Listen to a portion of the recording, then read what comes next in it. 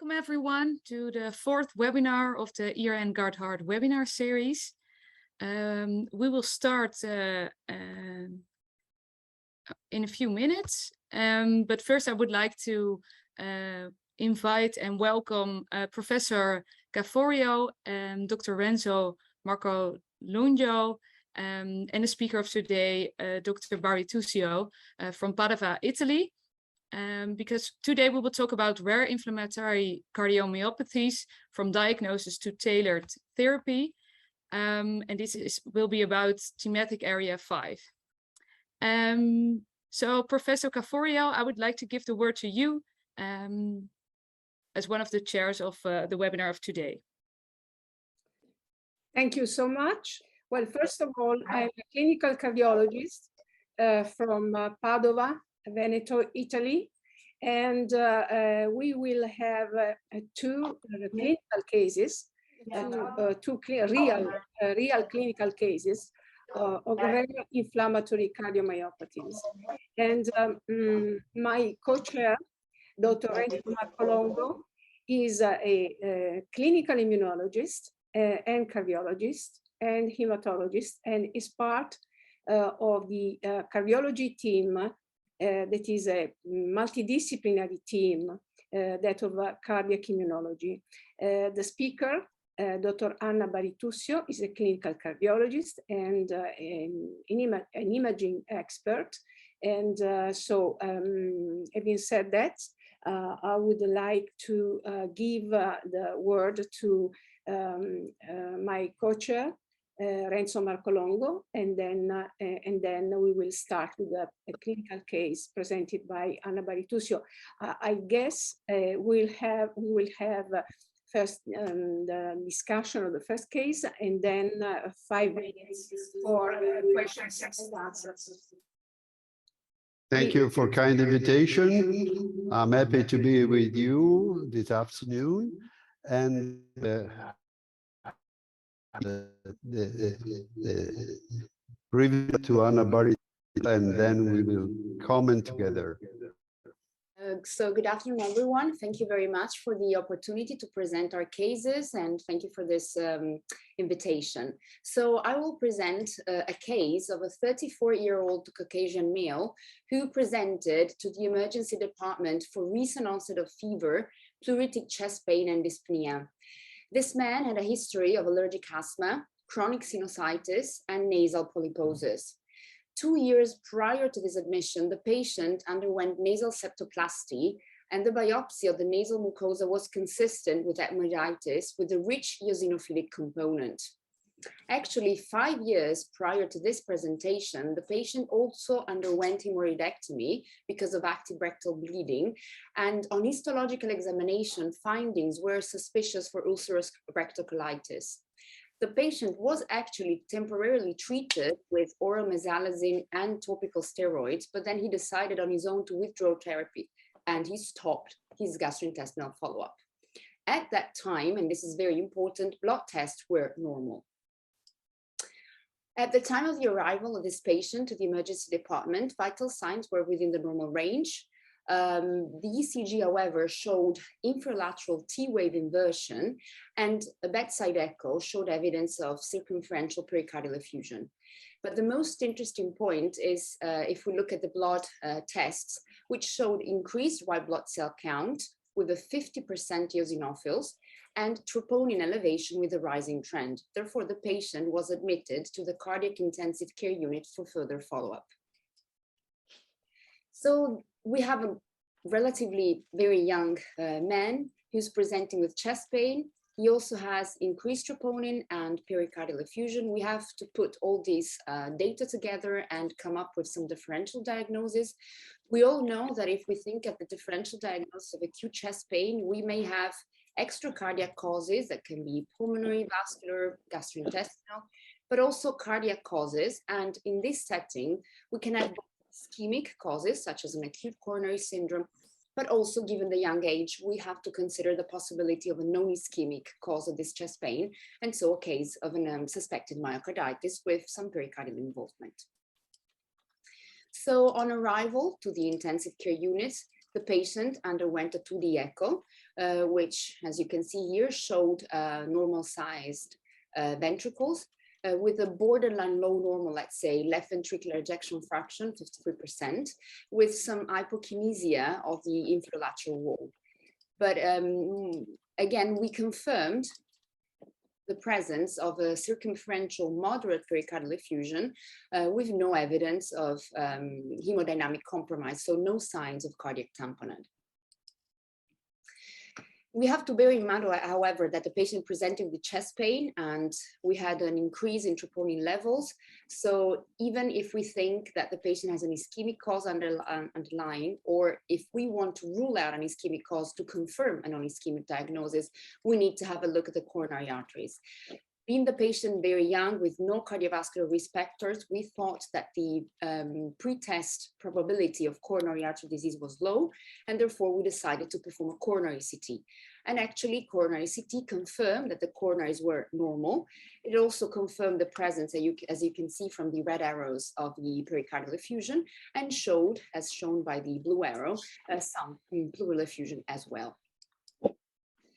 So we can call this a case of BINOCA, meaning by that myocardial infarction, because that was the case, chest pain, abnormal ECG, troponin elevation, but we have no evidence of coronary artery disease, so unobstructed coronaries. And if we look at the diagnostic workup of patients with BINOCA, because bear in mind that BINOCA is a working diagnosis, not the end point, it's just the diagnosis that we have in between before finalizing our diagnosis. As you see from this picture here, also graphically, CMR holds a very central place. But do we have to perform CMR in every single BINOCA patient? Of course not. And the guidelines do say that, because we are recommended to perform a CMR whenever there is no clear evidence of the underlying cause of the BINOCA. Interestingly, what we can ask or expect from a CMR examination is to distinguish or help in the distinction between myocardial infarction and myocardial injury, that, as you know, are two very different entities. So we decided to perform a CMR of this patient. So we have few findings in these CME images. Oops, sorry, I'll go back. So these are 4-chamber, 2-chamber, and 3-chamber CME sequences. What we see is that, first of all, the left ventricle appears hypertrophied, especially towards the apex. This is quite uncommon in a normal heart. Secondly, although the biventricular size are normal, the left ventricle looks a bit hypokinetic diffusely, even if more in the infralateral wall, and ejection fraction is once again mildly reduced, 53%.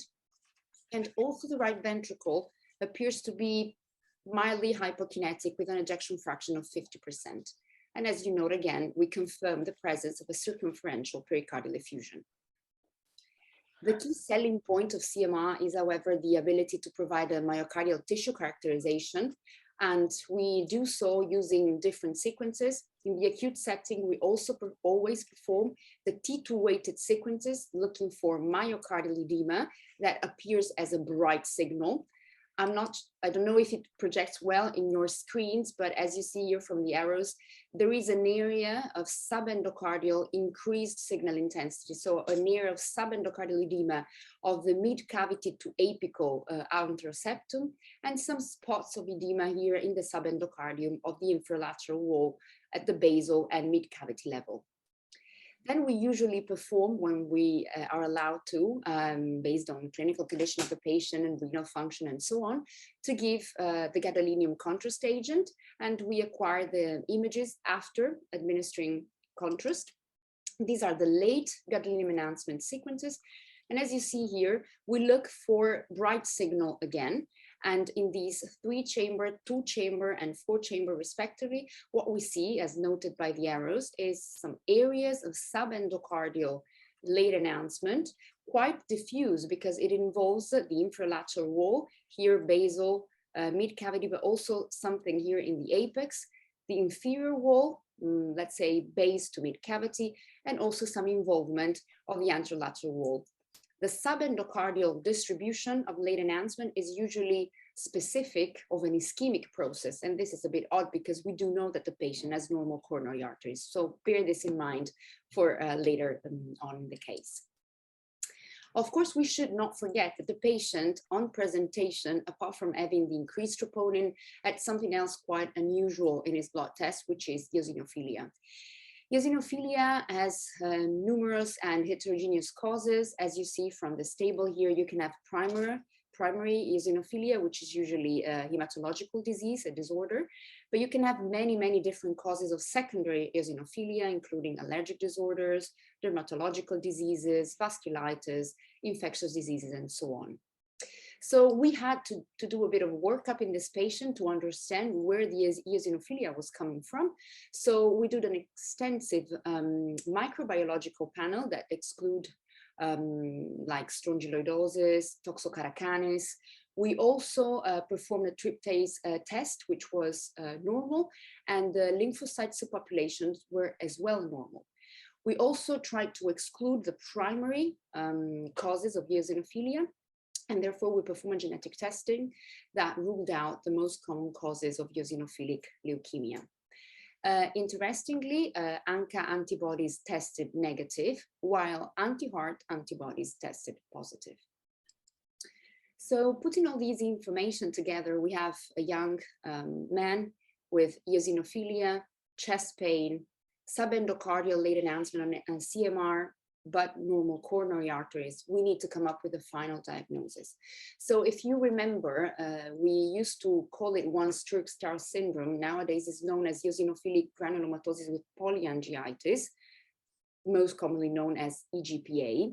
This is a disseminated necrotizing vasculitis with extravascular granulomas, is rare, and it typically occurs in patients with asthma and peripheral hypereosinophilia, and usually occurs 8 to 10 years after the first diagnosis of asthma. You have to bear this in mind because it's important to make the diagnosis, as when left untreated, the mortality rate of patients with the GPA is up to 50% within 3 months. So we definitely have to make the diagnosis to start. Ci sono delle cose che dobbiamo fare che devono essere. So as you see on the right side of the screen, in 1990, the American College of Rheumatology defined the criteria for Sturge-Star syndrome, or for EGPA. And to make the diagnosis, or to meet the diagnosis, you need to have 4 out of 6 criteria. And putting all the data, the clinical data, the lab tests together, we thought that EGPA was the most likely diagnosis of our patient because he had a marked eosinophilia, peripheral eosinophilia. He had a history of sinus abnormality. He had a history of bronchial asthma, and we had evidence of eosinophil infiltration on the biopsy of the mucosa of his nose. We also have to consider that EGPA not infrequently has heart involvement, and actually cardiac involvement is noted in up to 60% of cases. So it's really an impressive rate. And unfortunately, or fortunately, the presentation of the heart involvement in GPA can be quite various, because we can have pericarditis, pericardial effusion, acute heart failure, acute myocardial infarction, and so on. But the most important thing to bear in mind is that when we do have heart involvement in EGPA, mortality rate is really, really high. And this is common to many systemic disorders, that when there is the heart involvement, the prognosis is worse. And we have to bear in mind that heart involvement in EGPA is usually most commonly found in patients that have that test negative for ANCA, as was the case of our patient. So we do think that the patient has EGPA, but again, there's a high suspicion that the patient has a heart involvement because of the chest pain, because of the troponin increase, because of imaging that shows late announcement on CMR, and borderline low normal ejection fraction both on echo and CMR. So the suspicion of a heart involvement is very, very high. The suspicion of a myocarditis in this patient with EGPA is very high. So what to do to make the diagnosis? So if we want to reach a diagnosis of certainty, there's only one way, which is to perform an endomyocardial biopsy that, as you see from the most recent position statement of 3 different societies on endomyocardial biopsy that was released last year, EMB is indicated in patients with suspected myocarditis, although hemodynamically stable, if there's a specific underlying cause that is suspected, as for example, an eosinophilic myocarditis, which was absolutely the case in our patient. So we decided to perform endomyocardial biopsy, which actually confirmed our suspects, as it showed an extensive lymphocytic phlogistic infiltrate with a relevant eosinophilic presence. There was also evidence of myocardial necrosis, focal intramyocardial fibrosis, and focal endocardial thrombosis, all features that are very common in this setting. Most importantly, endomyocardial biopsy not only confirmed the diagnosis, but it ruled out the presence of an infectious cause, as polymerase chain reaction was negative both for DNA and RNA viruses. And this is a very important information to be able to tailor the most specific and the best treatment for each patient. So having our diagnosis of eosinophilic myocarditis in the setting of EGPA, what is the management of this patient then? So we started steroid therapy. We started also anticoagulation because there was evidence of thrombosis. Bear in mind that in patients with eosinophilic myocarditis, finding thrombus is not unusual. Thrombi have been reported in 12% of cases of histologically proven endomyocardial biopsy. And it is sort of a vicious cycle because eosinophilic damage determines thrombotic response and so on. So when you have eosinophilia, the thrombotic risk is higher. So we started steroid therapy, anticoagulation with excellent response, but the patient was also starting on mepolizumab, which is an anti-interleukin-5 monoclonal antibody that was proven to be efficacious in EGPA, and the patient was therefore discharged on this therapy. Before discharge, the patient repeated an echo that showed normalization of biventricular function, especially of ejection fraction, regression of pericardial effusion, as you can see here on the right, and most importantly as well, a normalization of the ECG. We followed up the patient for the first year. He was stable, eosinophil count were normal, ECG and echo were absolutely normal on immune suppression therapy, and so we started tapering of the steroid. He has also undergone a repeat CMR scan. This is roughly a year before the first diagnosis. And what you can see on these scene images is that the left ventricular hypertrophy that we noted at the beginning is no more evident. This is probably clearer at the level of the apex that, if you recall, it was thicker on the previous scan. Ejection fraction is absolutely normal, both for the left and the right ventricle. And the pericardial effusion is really trivial, very, very mild here in the inferior wall, especially. There were no signs of myocardial edema, and on post-contrast imaging, what was noted is that there was some persistence of this subendocardial late enhancement in the same areas that we saw on the first scan, although it was probably less extensive. And interestingly, there was late enhancement of the papillary muscle, and this is very common, and you may end up with having some valvular disease in the follow-up of these patients. So in conclusion, eosinophilic myocarditis is a rare disorder that can be associated with different systemic diseases, such as EGPA. CMR provides a very accurate tissue characterization, is part of the diagnostic workup of patients with suspected myocarditis. It's supportive of a diagnosis of suspected myocarditis. And in some cases, especially if it raises the suspicion of a specific subtype of myocarditis, it is definitely of help in selecting those patients that are then referred for an endomyocardial biopsy. That is, however, the gold standard for a diagnosis of certainty to understand the etiological mechanisms underlying, to rule out infectious causes, and therefore it's the only really the gold standard tool to have all the features, to all the elements to tailor the treatment to the single patient. Thank you for your attention. Thank you, Anna, for this nice talk. Now, for the sake of time, it would be probably better to go ahead with the second case and then to have a few questions. Actually, the second case is also shorter, so we should be quite on time. Thank you. I promise the next one is is quicker, shorter. Okay, now I need to share again the screen.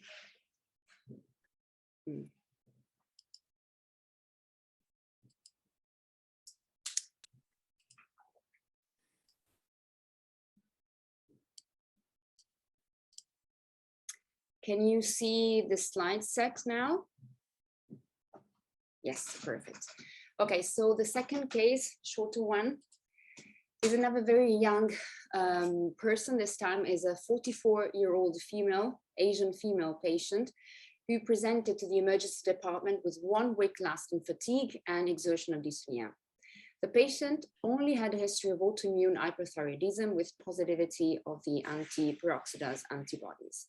When she arrived to the emergency department, she was in cardiogenic shock. She was significantly hypertensive, and the ECG showed atrioventricular dissociation with ventricular escape rhythm. As you see from blood tests, she had increased B-natriuretic peptide, increased troponin, and increased lactates. The chest X-ray showed some signs of pulmonary edema. Therefore, the patient was admitted to the cardiac intensive care unit for further treatment. As we did for the previous patient, we performed 2D echo as soon as the patient arrived to the ITU. As you can see, it's quite a different heart from the previous one. It shows severe biventricular dysfunction. The left ventricle had an ejection fraction of around 30%. The right ventricle looked dilated and as well hypokinetic and dysfunctional. And given the presentation cardiogenic shock, given the data on the echo, the patient was starting on inotropic support with dobutamine and noradrenaline. So if we look at the scale of shock, the patient is probably somewhere in between a classic and a deteriorating form of shock, probably more deteriorating because of the advanced atrioventricular block. We need to, again, come up with some differential diagnosis in order not to waste time and to tailor treatment as soon as possible. So young lady, no prior history, presentation really extreme in cardiogenic shock. So possible causes with increased troponin, we have to consider an acute coronary syndrome, although the patient did not have cardiovascular risk factor, but still being a young female, coronary dissection could be one of the options. She could have a de novo presentation of a pre-existing concealed cardiomyopathy, possible. If you remember, I told you the right ventricle was dilated and dysfunctional, so pulmonary embolism could also be the cause. What I didn't tell you is that she had a CT scan of her chest in the emergency department that ruled out pulmonary embolism. And last but not least, in these extreme presentations in cardiogenic shock, especially in young patients, we have to consider also the likelihood of an underlying myocarditis, because if you look at the 2014 ESC position paper on myocardial and pericardial diseases, among the presentations of patients with inflammatory heart muscle disease, there's a life-threatening condition such as life-threatening arrhythmias, cardiogenic shock, or severely impaired LV function, which is actually the presentation of our patients. So we have to bear in mind that a suspected myocarditis is one of the key differential diagnosis already from the beginning. But of course, if we have to talk about myocarditis, we need to rule out an ischemic underlying cause. We need to rule out a significant coronary artery disease. Therefore, the patient underwent an emergency coronary angiogram that showed normal coronary arteries with a reduced cardiac index. Unfortunately, during the procedure, the patient progressively had a deteriorating hemodynamic status with progressive hypertension, advanced atrioventricular block with severe bradycardia. She had some episodes also of asystole. And so there was really no time to wait for a proper diagnosis, and we had to implant an ICD in order to be able to maintain hemodynamic stability. But we still thought that one of the most likely underlying causes could be a suspected myocarditis with a presentation deleterious.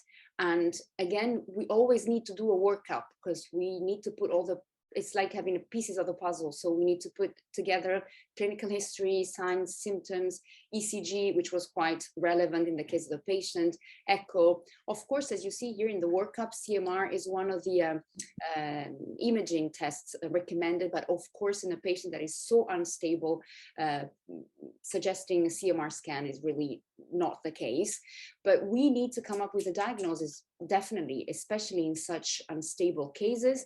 And once again, the way out or the solution to the puzzle comes through an histological evidence, because if you see here, endomyocardial biopsy in patients with suspected myocarditis is recommended by the European guidelines in patients that have progressive or persistent severe cardiac dysfunction or life-threatening ventricular arrhythmias. And this is again to identify the etiology and to confirm the diagnosis to then tailor the most specific treatment.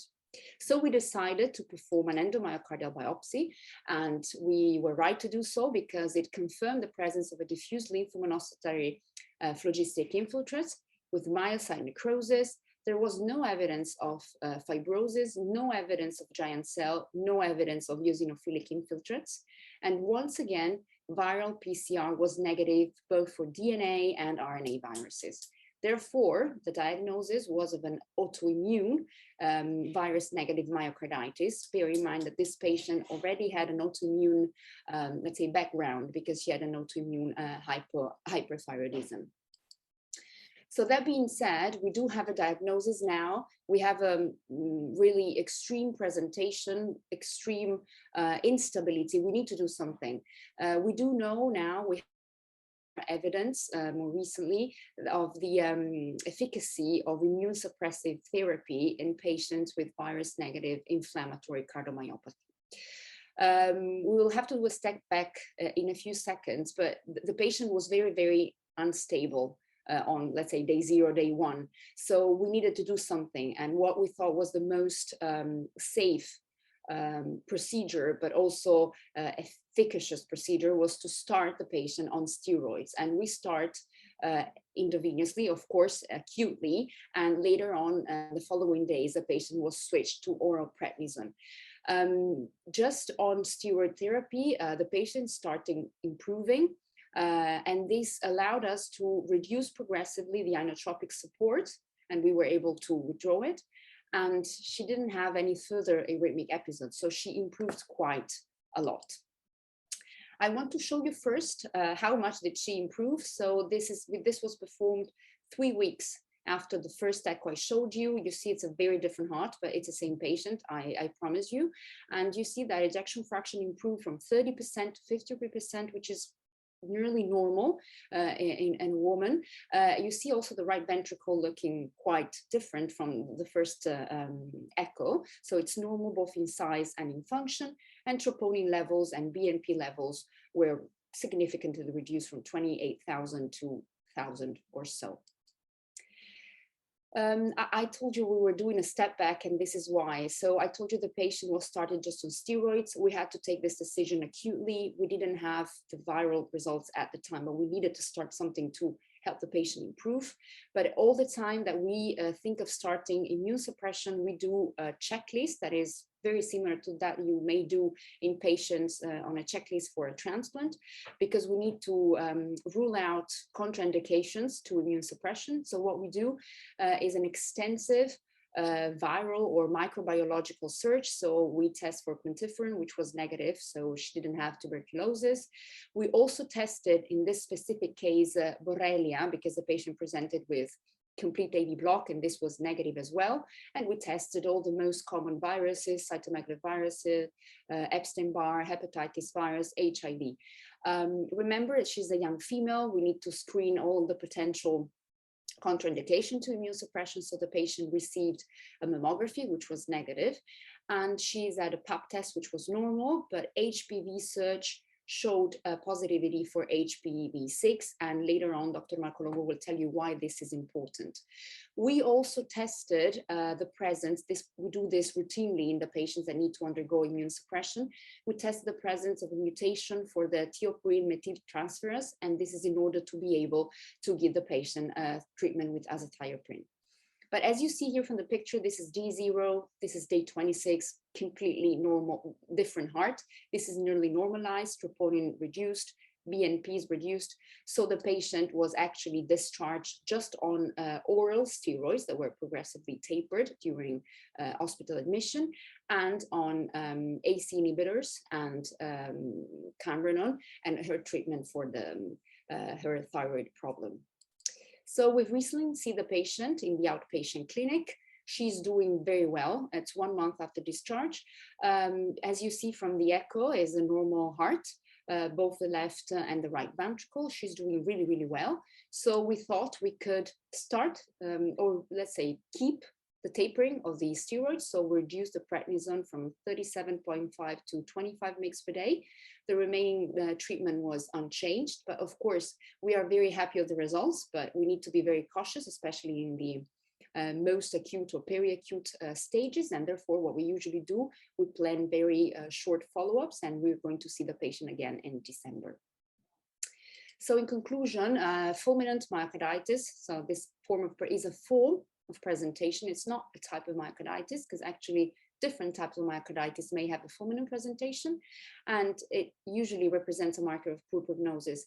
In these cases, or specifically, or even more so in these cases, an early histological diagnosis is really fundamental to have the proper, the real diagnosis, the diagnosis of certainty, to understand what the etiological diagnosis is, to rule out the presence of infectious causes that may really change or challenge the treatment, and therefore to really provide us with all the information we need to tailor the treatment to the specific patients and the specific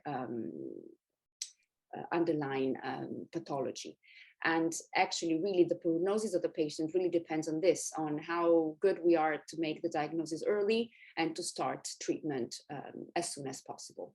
And with this, I want to thank all our super team. It's a really huge team, and here the picture is the hardcore of the Cardiomyopathy Clinic of Padova.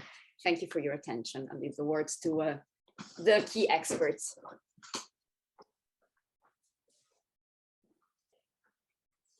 So, thank you for the presentation. Now, are there any questions from the audience? I can have a look. Yes, I have, I think, yeah, already several questions. So Ruth, hi Ruth, is asking, the hot phase of ARVC is also a virus-negative myocarditis, maybe also with the autoimmune mechanism. Do you treat it in the same way with steroids? I can, respond to this, yes. First of all, this is a quite novel, let's say, and very hot issue. As a matter of fact, our group has a paper in circulation a couple of years ago showing that anti-heart autoantibodies that are detected in the sera of patients with autoimmune myocarditis and are both diagnostic and prognostic markers are also present in patients with a genetically confirmed arrhythmogenic cardiomyopathy. And they correlate with the hot phases of the disease and with the implantation also of ICD for controlling arrhythmias.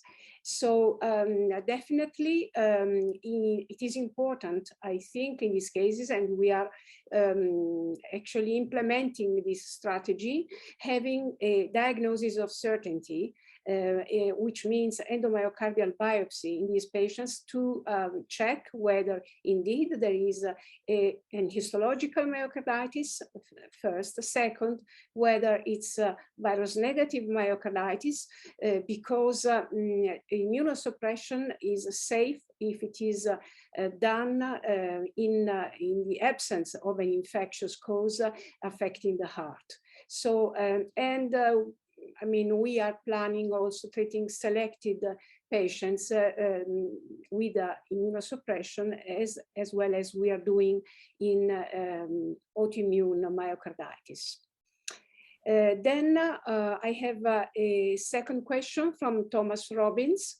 Regarding the second case, what is an option to detect ICD implantation for a few weeks in order to evaluate the effect of immunosuppressant?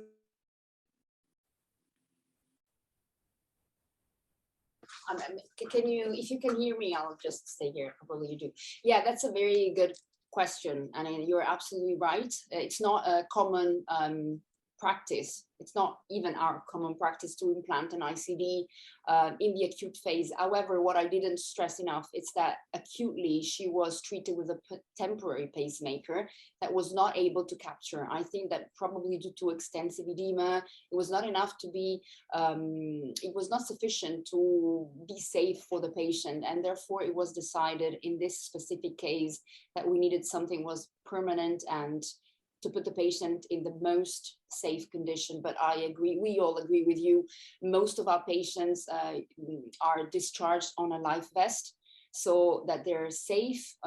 It's a safe discharge home, but it gives us time to see whether there is recovery in LV function to avoid an ICD or let's say a permanent implantation ICD or pacemaker. So it's absolutely a fair point. Yeah, but particularly, I mean, the individualization is very important because in this case, we had a fulminant presentation of myocarditis, of clinically suspected myocarditis, which brings a severe prognosis. So honestly, it is quite different if we detect myocarditis in the context of a clinically of a hemodynamically stable patient, such as a dilated cardiomyopathy with reduced ejection fraction. Most of these cases, if we have confirmation, biopsy confirmation of myocarditis, and if immunosuppression is planned, then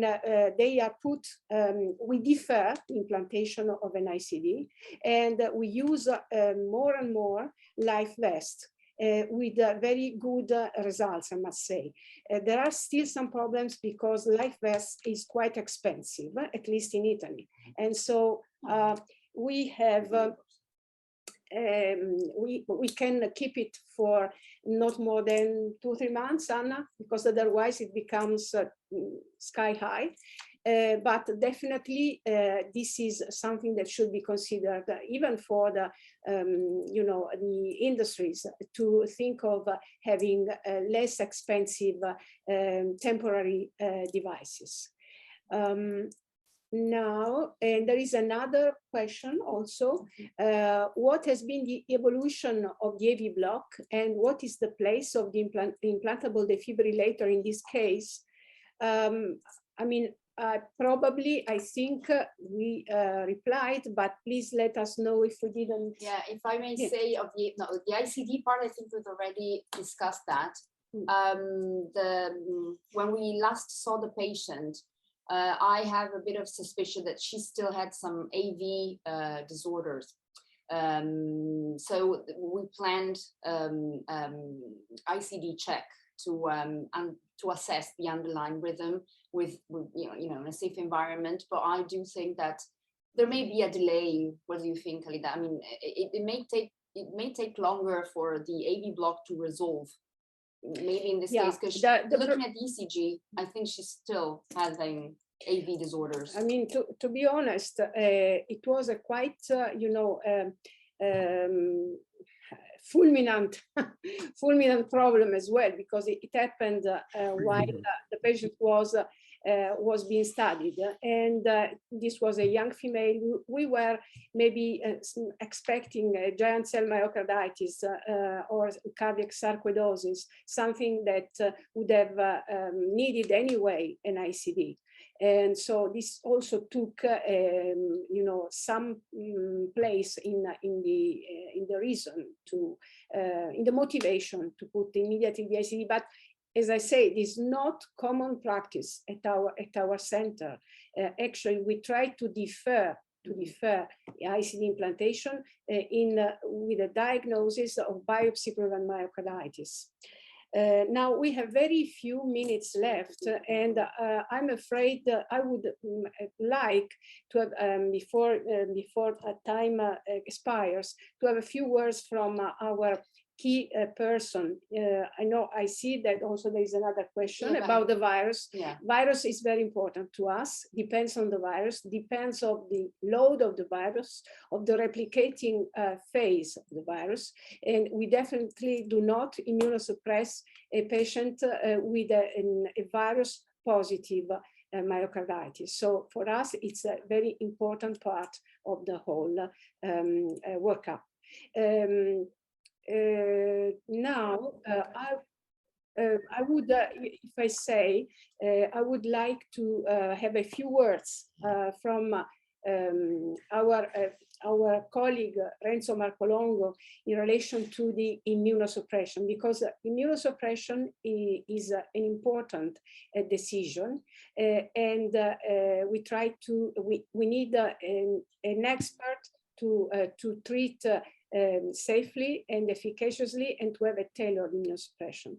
So Renzo, would you please give us a few words? Yes, just a short comment about the possibility to tailor and give a personalized treatment. In the first case, we had the possibility to introduce mepolizumab, monoclonal antibody anti-interleukin-5. This possibility gave us the possibility to reduce the risks of immune suppression, and also to obtain a quicker tapering of corticosteroids, reduce the overall impact of immune suppression. This is particularly important for eosinophilic myocarditis, and notably against a GPA.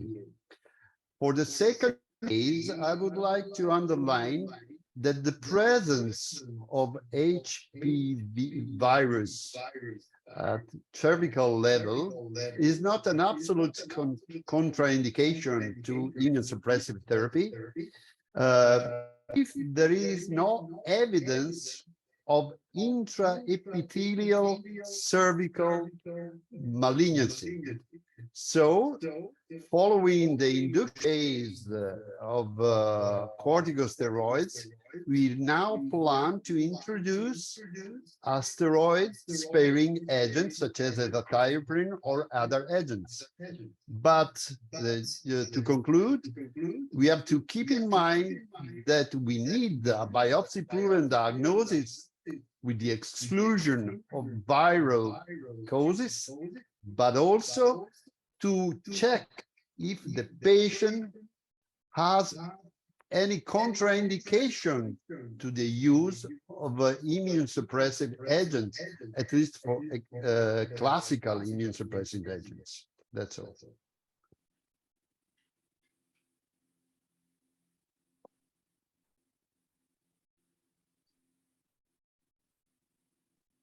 Thank you, Renzo. Unfortunately, there were some problems with the audio, but I hope anyway the message was very clear.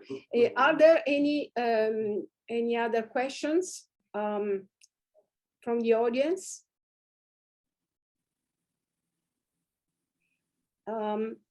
If not, well, I think we have one final word is that it is very important when treating complex diseases and rare diseases, I mean, myocarditis overall may not be so rare, but the severe cases and the cases that need specialized and tailored therapy are not so many, because fortunately there are many myocarditis that are with preserved ejection fraction, a small amount of troponin release, and these resolve spontaneously. But whenever there is a dysfunction of the left or of the right and or the right ventricle, arrhythmias and fulminant presentations, or dilated cardiomyopathy, non-ischemic inflammatory dilated cardiomyopathy, then it is absolutely important to consider endomyocardial biopsy and have a full workout of the biopsy, because immunosuppression is a valuable and important option, and it would be unethical not to treat autoimmune myocarditis. We see nowadays that even in advanced dilated cardiomyopathy, if there is an inflammatory component, a virus negative myocarditis, immunosuppression is able to restore ejection fraction, to reduce arrhythmic burden, and to spare ICD and give a better prognosis to these patients. Thank you so much for being here, for attending, and have a nice work. And see you soon at the next ERN meeting.